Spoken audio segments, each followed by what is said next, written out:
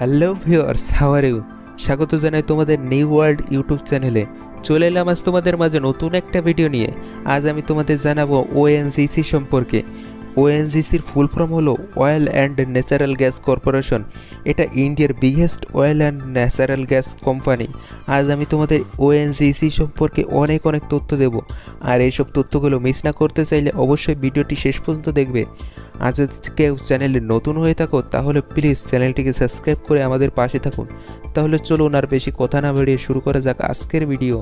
তো দেখো, আমি ওএনজিসি সম্পর্কে যতটাই বলবো সেটা কমই হবে, কারণ ওএনজিসি ইন্ডিয়ার largest oil and natural gas company.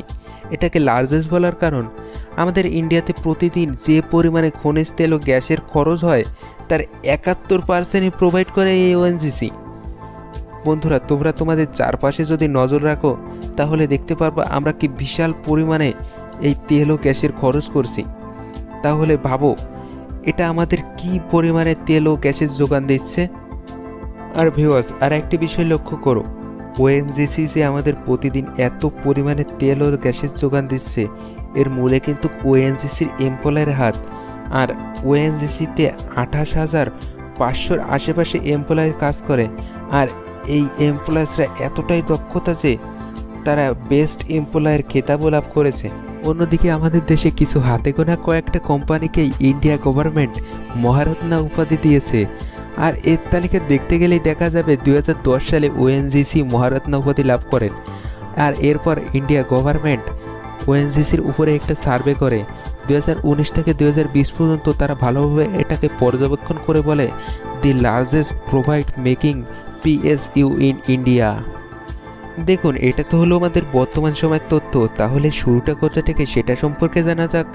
আমাদের দেশ যখন দ্বিতীয় বিশ্বযুদ্ধের পর স্বাধীন হয়, এই ভয়ানক বিশ্বযুদ্ধের মধ্য দিয়ে আমাদের সরকার যখন গঠন হয়, এই সরকার বুঝতে পারে যদি আমাদের দেশকে উন্নতির দিক অগ্রসর করতে হয় তাহলে সবার আগে অয়েল এবং গ্যাসের প্রয়োজন হবে। তাহলে আমাদের দেশকে ইন্ডাস্ট্রিয়ালভাবে ডেভেলপমেন্ট করা সম্ভব। বন্ধুরা, আমরা শুধু সামাজিক পর্যায়ে এটার ব্যবহার করি না, আমাদের দেশকে সামরিকভাবে সুরক্ষিত করতে ও শক্তিশালী করতে এটার প্রয়োজন আছে। কারণ আমরা সবাই জানি যুদ্ধের বিমান, ট্যাঙ্ক, জাহাজ চালাতে প্রচুর পরিমাণে ডিজেল, পেট্রোল ও গ্যাসের প্রয়োজন হয়। আর বিভিন্ন ধরনের ইন্ডাস্ট্রিয়াল যন্ত্রপাতি চালাতে তো এটার দরকার আছেই। এসব কিছু চিন্তাভাবনার মধ্য দিয়ে সরকার 14 আগস্ট 1956 সালে ওএনজিসির স্থাপন করে।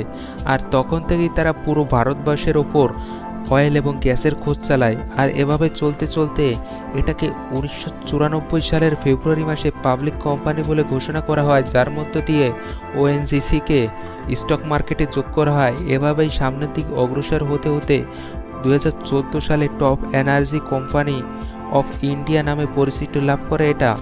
আর এরপর 2019 সালে এটাকে পুরোপুরি দেশের জন্য সমর্পিত করে দেওয়া হয়। আর ভিউয়ার্স, যদি এই ওএনজিসির চেয়ারম্যান বা সিওর কথা যদি বলি তাহলে তিনি হলেন শশী শঙ্কর।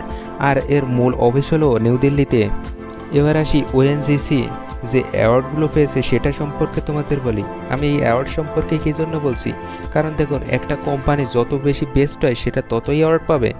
আর ওএনজিসি তো আমাদের দেশের জন্য কতটা কার্যকারী, সে কারণেই ওএনজিসি এত অ্যাওয়ার্ড পেয়েছে।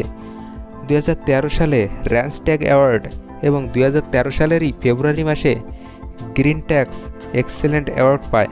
আর 2014 সালে best company sports award by FICCI. এবার আসি সেফটি সম্পর্কে। ওএনজিসিতে সবার আগে সেফটিটাই বেশি লক্ষণ করা হয়। আর এখানে যে এমপ্লয়াররা কাজ করে তারা অত্যন্ত দক্ষ।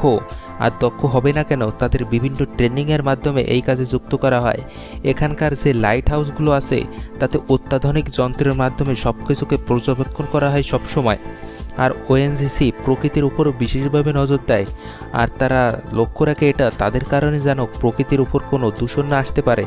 সব দিক দিয়ে দেখতে গেলে ওএনজিসি একটা পারফেক্ট কোম্পানি। তো তোমাদের ওএনজিসি কী ধারণা সেটা কমেন্টে জানাতে পারো। আর যদি অন্য কিছু সম্পর্কে তোমরা ভিডিও দেখতে চাও সেটাও কমেন্টে জানাতে পারো, আমি সেই সম্পর্কে ভিডিও বানানোর চেষ্টা করব। তাহলে আজকে এই পর্যন্তই। সবাইকে সুস্থ থাকার আশাবাদে আজকের ভিডিও আমি এখানেই শেষ করছি। Bye bye.